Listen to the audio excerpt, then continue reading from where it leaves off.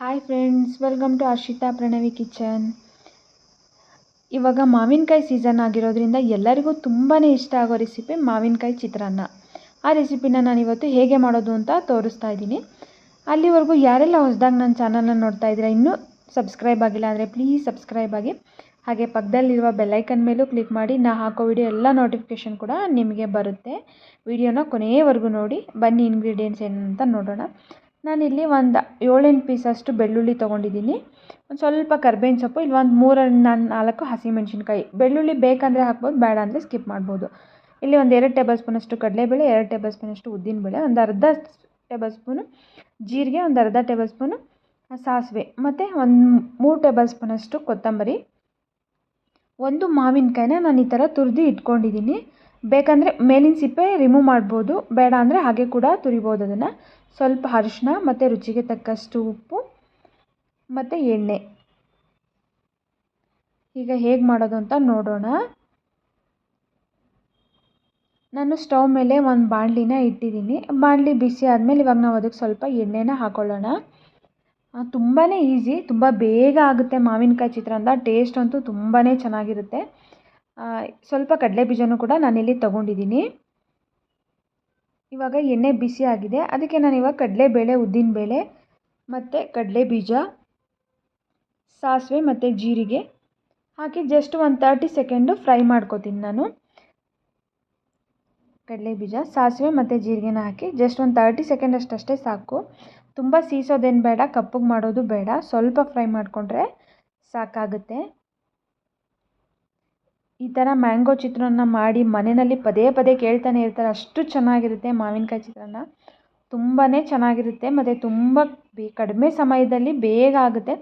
ಬ್ಯಾಚುಲರ್ಸ್ಗಳಿಗಂತೂ ಒಂದು ಒಳ್ಳೆ ರೆಸಿಪಿ ಇದು. ನಾನಿಲ್ಲಿ ಸ್ವಲ್ಪ ಕರ್ಬೇವಿನ ಸೊಪ್ಪು ಮತ್ತು ಒಂದು 4 ಹಸಿಮೆಣ್ಸಿನ್ಕಾಯಿನ ಹಾಕ್ಕೊಂಡಿದ್ದೀನಿ. ನಿಮಗೆ ಖಾರ ಎಷ್ಟು ಬೇಕೋ ಅಷ್ಟು ಹಾಕ್ಕೊಳ್ಳಿ. ಮೆಣಸಿನ್ಕಾಯಿನೂ ಅಷ್ಟೇ ಸ್ವಲ್ಪ ಎಣ್ಣೆಗೆ ಹಾಕಿದ್ರೆ ಏನಾಗುತ್ತೆ, ಖಾರ ಚೆನ್ನಾಗಿ ಬಿಡುತ್ತೆ. ಈಗ ಅದ್ರ ಜೊತೆಗೇ ಬೆಳ್ಳುಳ್ಳಿನ ಸ್ವಲ್ಪ ಜಜ್ಜಿದ್ದೀನಿ ನಾನು, ಅದನ್ನು ಕೂಡ ಹಾಕಿ ಇದನ್ನು ಅಷ್ಟೇ ಜಸ್ಟ್ 1 ನಿಮಿಷ ಲೋ ಫ್ಲೇಮಲ್ಲಿ ಇಟ್ಕೊಂಡು ಸ್ವಲ್ಪ ಫ್ರೈ ಮಾಡ್ತೀನಿ. ಖಾರ ಎಲ್ಲ ಚೆನ್ನಾಗಿ ಬಿಡಬೇಕಲ್ವ, ಸೊ ಹಾಗಾಗಿ ಎಣ್ಣೆಯಲ್ಲಿ ಸ್ವಲ್ಪ ಮೆಣಸಿನ್ಕಾಯಿ, ಇಲ್ಲಿ ಬೆಳ್ಳುಳ್ಳಿನ ಬೇಕಂದ್ರೆ ಹಾಕೋಬೋದು, ಆಪ್ಷನಲ್ಲು. ಬೇಡ ಅಂದರೆ ಸ್ಕಿಪ್ ಮಾಡ್ಬೋದು.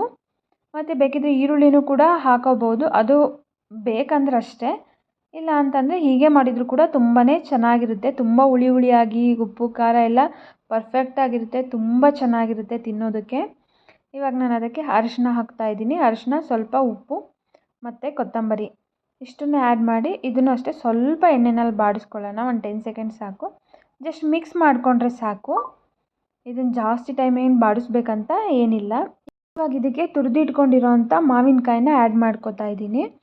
ಮಾವಿನಕಾಯಿ ಹುಳಿ ಇರಬೇಕು, ಅಂದರೆ ತುಂಬ ಟೇಸ್ಟ್ ಚೆನ್ನಾಗಿರುತ್ತೆ. ಹುಳಿ ಇಲ್ಲ ಅಂತಂದರೆ ಬೇಕಿದ್ರೆ ಒಂದು ನಿಂಬೆಹಣ್ಣನ್ನು ಹಾಕ್ಕೊಳ್ಳಿ, ಆ ಹುಳಿ ಆಗುತ್ತೆ, ಆವಾಗ ಟೇಸ್ಟ್ ಕೂಡ ಚೆನ್ನಾಗಿರುತ್ತೆ. ಮಾವಿನಕಾಯಿ ಸೀಸನ್ ಮುಗಿಯೋವರೆಗೂ ಮಾವಿನಕಾಯಿ ಚಿತ್ರಾನ್ನ ತಿನ್ನಬೇಕು ಅಂತಲೇ ಅನಿಸುತ್ತೆ, ಅಷ್ಟು ಚೆನ್ನಾಗಿರುತ್ತೆ ಮಾವಿನಕಾಯಿ ಚಿತ್ರಾನ್ನ. ಇದು ಮಾರ್ನಿಂಗ್ ಬ್ರೇಕ್ಫಾಸ್ಟಿಗೆ ಮತ್ತು ಮಧ್ಯಾಹ್ನ ಲಂಚ್ ತೊಗೊಂಡು ಹೋಗ್ತಾರಲ್ಲ ಮಕ್ಕಳಾಗಲಿ, ಆಫೀಸಿಗೆ ಹೋಗೋರಾಗಲಿ, ಅವರಿಗಂತೂ ತುಂಬಾ ಚೆನ್ನಾಗಿರುತ್ತೆ ತಿನ್ನೋದಕ್ಕಿದು. ಮತ್ತು ಮಾವಿನಕಾಯಿ ಹಾಕಿ ಇದನ್ನು ಜಾಸ್ತಿ ಟೈಮ್ ಏನು ಬೇಯಿಸೋದು ಬೇಡ, ಹಾಕಿದ ತಕ್ಷಣವೇ ಸ್ಟವ್ ಆಫ್ ಮಾಡ್ಕೊಂಬಿಡೋಣ. ಇವಾಗ ನೋಡಿ ರೆಡಿ ಆಗಿದೆ. ಈಗ ಚೆನ್ನಾಗಿ ಮಿಕ್ಸ್ ಮಾಡ್ಕೊಂಡಿದ್ದೀನಿ ಗೊಜ್ಜೊಳಗೆ, ಒಗ್ಗರಣೆ ಒಳಗೆ. ಇವಾಗ ಇದನ್ನು ಒಂದು ಬೌಲಿಗೆ ತೆಗೆದಿಟ್ಕೊಂಡು ಎಷ್ಟು ಬೇಕಷ್ಟನ್ನು ರೈಸ್ ಹಾಕಿ ನಾನು ಇದನ್ನು ಮಿಕ್ಸ್ ಮಾಡ್ಕೊತೀನಿ. ಇವಾಗ ಒಂದು ಬೌಲಿಗೆ ತೆಗೆದಿಟ್ಕೊಂಡಿದ್ದೀನಿ. ಟೇಸ್ಟ್ ಅಂತೂ ತುಂಬಾ ಚೆನ್ನಾಗಿ ಬರ್ತಾಯಿದೆ,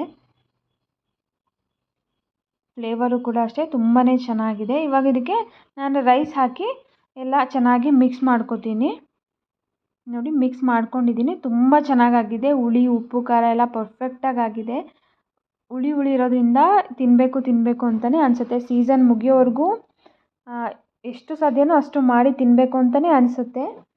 ಇವಾಗ ಎಲ್ಲ ಮಿಕ್ಸ್ ಮಾಡ್ಕೊಂಡು ನಾನೊಂದು ಪ್ಲೇಟಿಗೆ ಸರ್ವ್ ಮಾಡ್ಕೊತಾ ಇದ್ದೀನಿ.